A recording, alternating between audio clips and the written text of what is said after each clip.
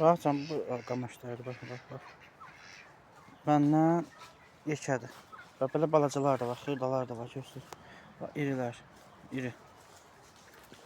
Bax, bu qamaşdır. Görürsünüz, baxın, bax.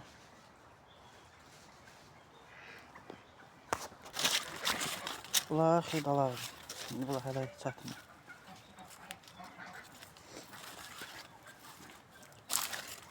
İrilər də budur, bax.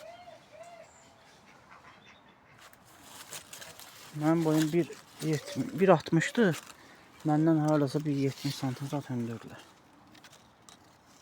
Böyle lap yekələr də var. Baxın. Lap iriləri də var, bax.